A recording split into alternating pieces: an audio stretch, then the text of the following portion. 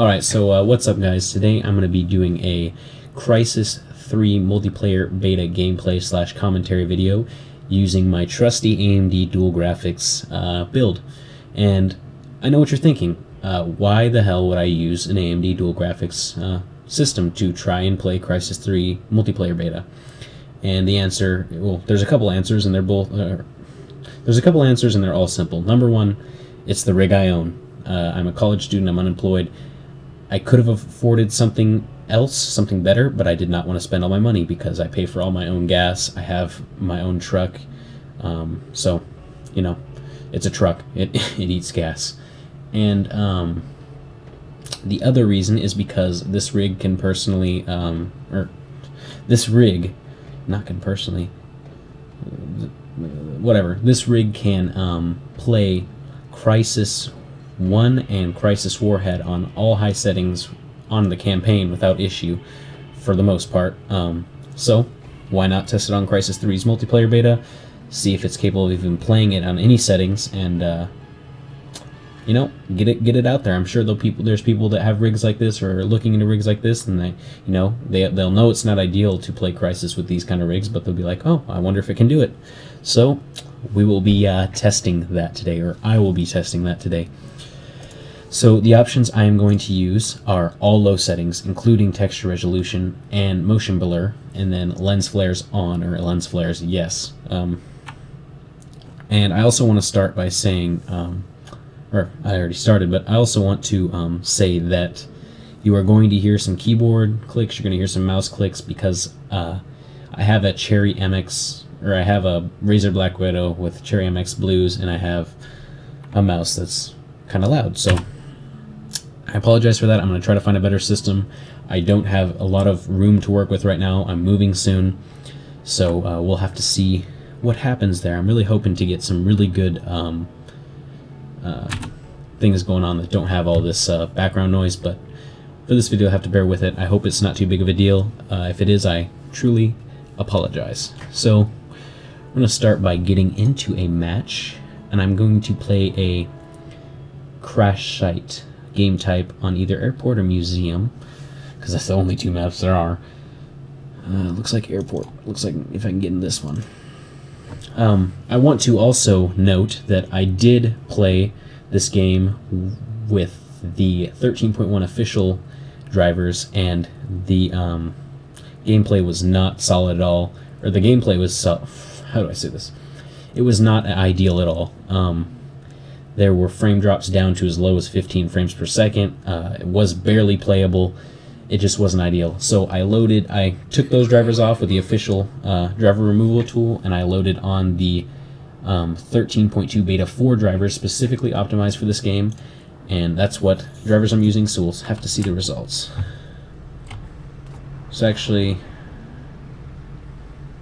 right away I can tell that it's a lot smoother than it was with the 13.1s. It's a lot more playable already just from running around.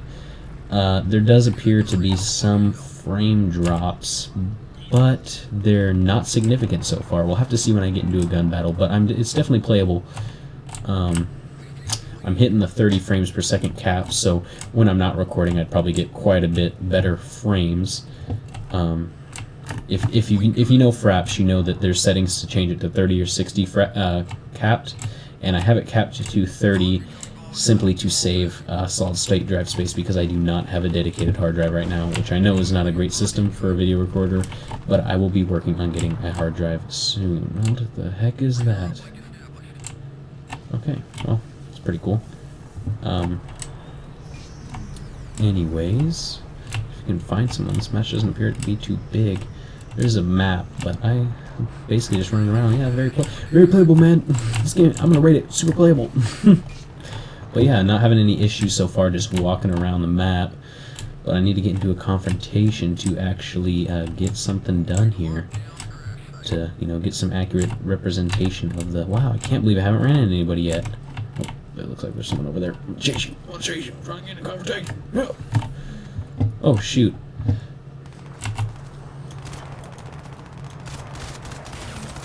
What the hell? Where'd he go? Game looks tricky. So yes, I have played some matches, but I did not play for an extended period of time. Yes. So yeah, it's being really playable right now. The difference is absolutely huge between 13.1 and 13.2 beta 4. It's very apparent because it's a lot more playable with these beta drivers than it is with the official 13.1s, which is not surprising because if you looked at the notes, they specifically work on the playability with this game. Dang it. And yeah, so not surprising, and actually works very well. It's playable, that's for sure, and it's on low settings, so I'm not going to rate that as ideal at all, especially for anybody who's playing Crysis on the PC, is probably a PC enthusiast, or PC gaming enthusiast, or, you know, some sort of,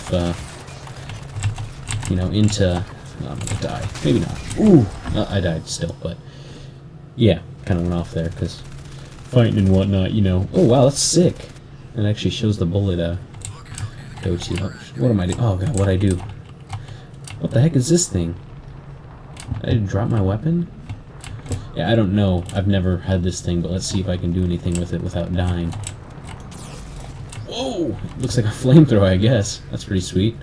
So I do want to state that I am quite impressed with this game, actually, how fun it is. You know, I really wasn't impressed by the Crysis 2 multiplayer. I really wasn't impressed by the Warhead beta, not beta, Warhead gameplay, multiplayer gameplay at all, but this one's actually pretty fun, and it does not look horrible on low settings, but I guess that's personal preference. You might not like the looks of this at all on low settings, but again, it's Crysis. I don't expect very many people to be playing Crysis on low settings if they're playing Crysis. High to very high, or ultra, or whatever is what I expect for most enthusiasts. I'm just showing what this can do, this low-end rig. I also want to apologize if the audio is not ideal.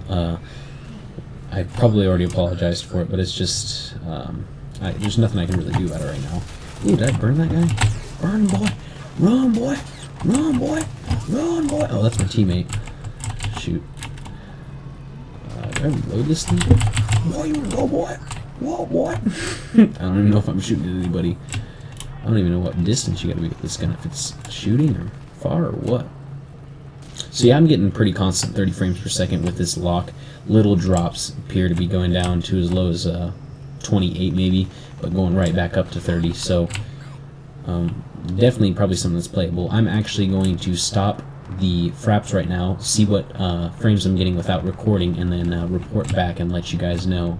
And I know that's not exactly an effective way to let you guys know, but you'll just have to trust me. I have nothing to gain from lying about my results, and again, this is going to be what appears to be the average, because I'm not a program. I can't tell you the exact average that I'm actually getting, so yes.